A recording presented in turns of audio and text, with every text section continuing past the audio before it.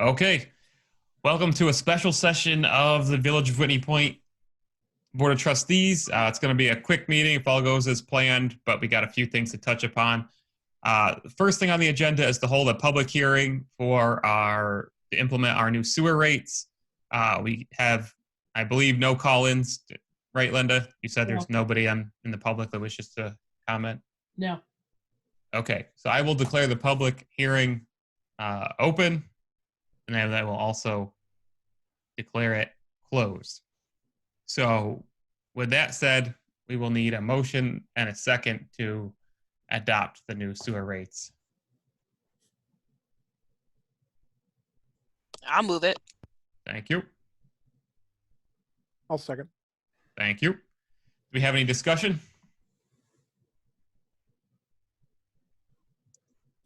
Okay, we will call a vote.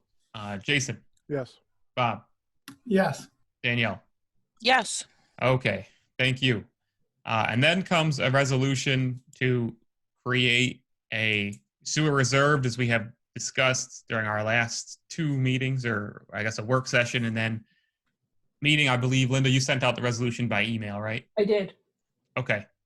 So did anybody have any questions or comments about the resolution itself?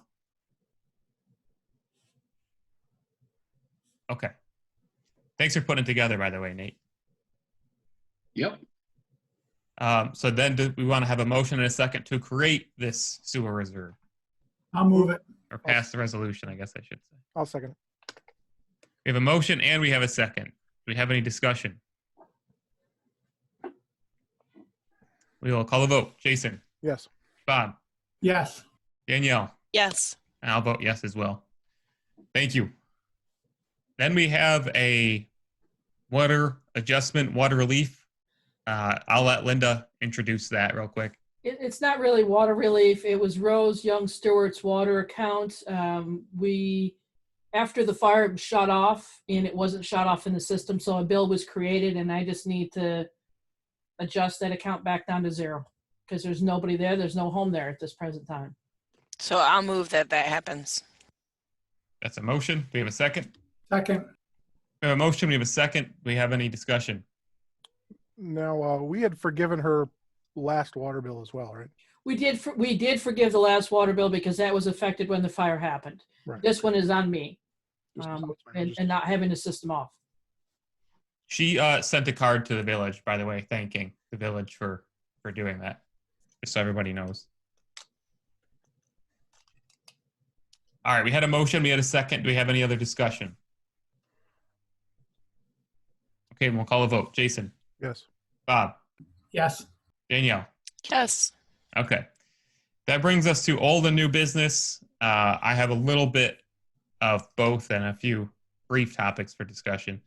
I'm actually going to call this first one young business. It's just worth noting that Bob Green, one of our residents, turned 100 years old this week, which is pretty incredible to think about all the history that our own resident has seen. He's, that takes us back to 1920. So World War II, the Great Depression, Vietnam, Cold War. I mean, it's just pretty incredible as we think about, what we're dealing with right now, our society, and the challenges that it has brought. And, that man has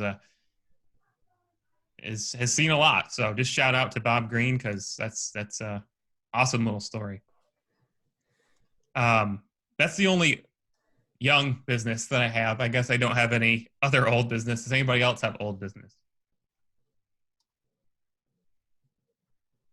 Okay, then I'll bring up a few other things for quick discussion or for your information. I talked with Rich at Toma for quite a while yesterday. I wanted to ask about a few different things, but basically our micro enterprise grant, the state has not said yet whether the CFA that is due in July is going to be delayed, moved, stay the same. We don't know which programs are going to be, this was passed. All these programs are part of a state budget that was passed without COVID-19 in consideration. But Rich expects the micro enterprise program to remain untouched, if not increased, because of the burden to businesses and the economy.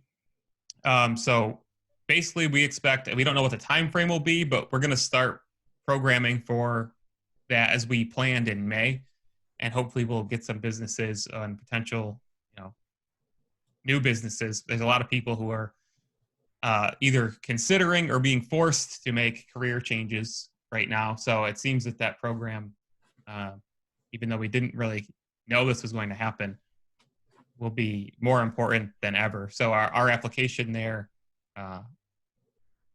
will definitely be able to move forward. As far as LWRP goes, we are making some progress with the state. They keep requesting me to sign something like every week or two.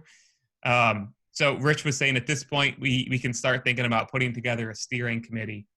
It would maybe start this summer, whether it be by Zoom or, depending on how this all goes. So you can all start thinking about if you would like to partake in the steering committee for that, who else we should have on the steering committee for that project, so on and so forth. Anybody have any questions or thoughts about either of those two things? Okay. I know that, I don't know if you saw, they were looking for who our contractor is going to be. That was the latest that I saw. Did Rich mention that to you? Yeah, we talked about, if it's we're nowhere near that point yet. There's a whole bunch of things that, for engineering, we'll need to put out an RFP, all sorts of stuff. And Rich was saying that he hasn't done an LWRP in a while, but certain programs will, he thinks LWRP is one, but he's not sure, will give you a sum to start with. So for example, because this is a reimbursement program, they do several disbursements throughout the project. He was saying that he believes that the Department of State may, hopefully this would certainly help cash flow, give us 20% down to start the program. That would give us a pot of money to kind of start some of these processes. So working with them so far, though, has been kind of